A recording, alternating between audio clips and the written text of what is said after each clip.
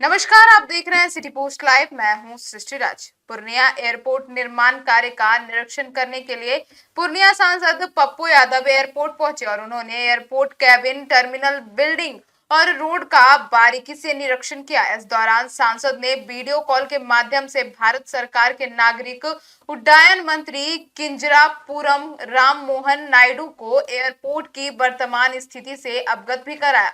निरीक्षण के दौरान पप्पू यादव ने निर्माण कार्य में हो रही सुस्ती और घटिया गुणवत्ता पर नाराजगी जताते हुए अधिकारियों को फटकार भी लगाई और विभाग से औपचारिक शिकायत करने की बात भी कही। उन्होंने आश्वासन दिया कि 15 सितंबर से पूर्णिया एयरपोर्ट से उड़ान सेवाएं शुरू हो जाएगी और जिसकी शुरुआत दिल्ली और कोलकाता के लिए होगी। उन्होंने यह भी कहा कि विमान कंपनियों से बातचीत कर जल्द ही हैदराबाद, बेंगलुरु और मुंबई के लिए भी सीधी उड़ानें शुरू कर दी जाएगी। आगे सुनिए और क्या कुछ कहते नजर आए पूर्णिया के सांसद पप्पू यादव।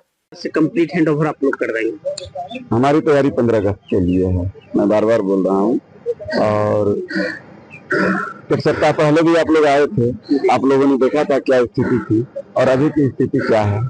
एक सप्ताह का हमारे पास अभी समय है इसको पूरा करने के लिए और एक सप्ताह में हम लोग पूरा कर लेंगे। एक सप्ताह में पूरा? हाँ, बिल्कुल कर लेंगे। जिला प्रशासन या ऊपर से कोई निर्देश आया है कि किस तरह किस दिन उसका उद्घाटन होगा? नहीं, इन चीजों की ऑफिशियल जानकारी कोई नहीं है, लेकिन हमने पहले से टारगेट डिसाइड किया हुआ है कि 15 अगस्त तक हमें काम पूरा करना है और हम अभी उसी हिसाब से काम कर रहे हैं। तो ये पोटा केबिन बिल्डिंग है? हाँ, तो इसमें क्या बिल्डिंग है, पोटा केबिन नहीं बोले, प्रीफैब है। तो क्या क्या सुविधाएं होंगी इसमें?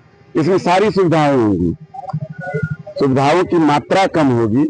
जैसे अभी आप देख रहे हैं डिपार्चर हॉल है, तो डिपार्चर हॉल का साइज छोटा है क्योंकि ये टेम्परेरी है। एंट्रीम इसका नाम ही है, एंट्रीम टर्मिनल बिल्डिंग। ये साइज छोटा है, इसमें टॉयलेट ब्लॉक्स हैं, तो टॉयलेट ब्लॉक्स जैसे डिपार्चर में 2 ही हैं। जब बड़ा एयरपोर्ट होता है तो वहाँ पर कई टॉयलेट ब्लॉक्स होते हैं, कई चेक इन काउंटर्स होते हैं। तो यहाँ पर पैसेंजर अब किस हिसाब से आता है, क्या आता है, उसके हिसाब से आगे विस्तारीकरण का भी प्लान बना हुआ है। ये तत्काल सेवा शुरू करने के लिए हिसाब से इंट्रीम टर्मिनल बिल्डिंग बन रहा है। ये एयरपोर्ट अथॉरिटी का भी ये रनवे है, सुरक्षा को लेके रनवे एयरफोर्स के अंदर में है। हाँ। रनवे और अभी एप्रन भी एयरफोर्स के ही का ही हम लोग इस्तेमाल कर रहे हैं। हमारा एप्रन ये देखिए सामने में बन रहा है, तो जब वो एप्रन हमारा बन जाएगा तो जहाज हमारा यहाँ पर खड़ा होना शुरू हो जाएगा। अभी हम तत्काल जब तक हमारा एप्रन तैयार नहीं होता है, एयरफोर्स का एप्रन हम लोग यूज करेंगे। क्या परिचय? Omkar Nath Suman, senior manager civil, airport authority of India. माननीय मंत्री जी ने कहा, अब इस बार जब मिले थे तो बोर्ड के चेयरमैन से लेकर के मेंबर से लेकर सभी लोग, उन्होंने कहा कि एक बार फिर आप देख लीजिए कि क्या स्थिति है।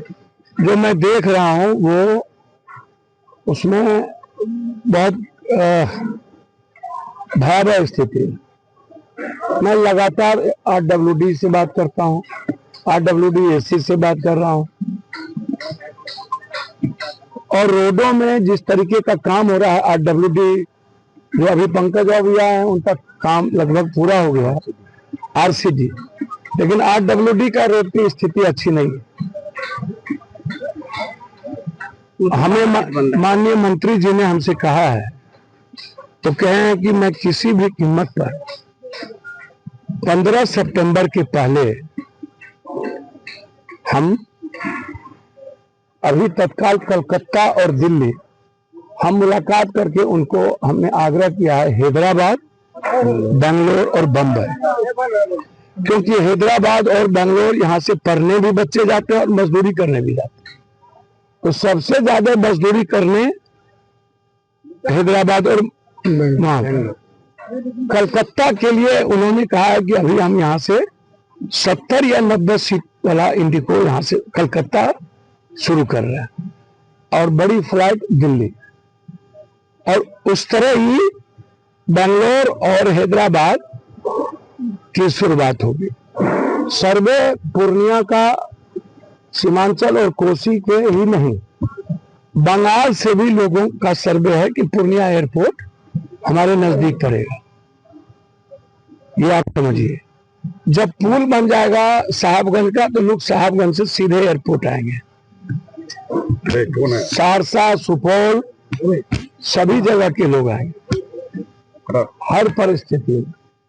तो आप अभी मैं देख रहा हूं, मुझे तकलीफ है कि जो एयरपोर्ट अथॉरिटी है वो गंभीरता से इसको नहीं दिखा रही। जो लोकल और कलकत्ता से की जो एयरपोर्ट अथॉरिटी थी उसकी मैं मीटिंग किया हूं और मैं देख रहा हूं कि कामों में कहीं न कहीं मिलावट है। मैं इसकी शिकायत कल ही माननीय मंत्री जी से करूंगा। आप लोगों को भी मैंने दिखाया है, मैं छोड़ूंगा नहीं। RWD की स्थिति बहुत भयावह है, सबसे ज्यादा भयावह स्थिति RWD की है और सबसे ज्यादा भयावह स्थिति ये भवन जो ये लगातार घेराव बाउंड्री को लेकर। मैं जब आता हूं तब भवन विभाग से बात करता हूं कि क्या कारण है कि इतने दिनों में, और उससे भी बुरी स्थिति ये जो है। कहाँ गए हो? यहाँ गया एयरपोर्ट अथॉरिटी का ये जो एप्रन एरिया है इसको आप देखिएगा। तो मैं इस पर 3 बार लिख चुका हूं। ये एप्रन एरिया की स्थिति देखिए और आप गिट्टी देखिए, नीचे में कुछ देख लीजिए, ऊपर से गिट्टी ला करके लाद दिया गया। ये एप्रन एरिया आप इसको देखिए।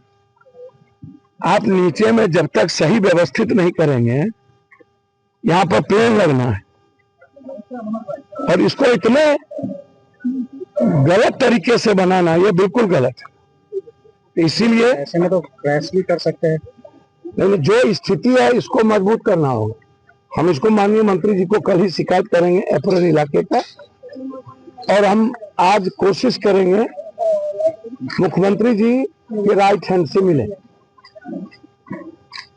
मैं वादा करता हूं आपको 15 सितंबर के पहले हर कीमत पर यहां से इंडिगो फ्लाइट उड़े।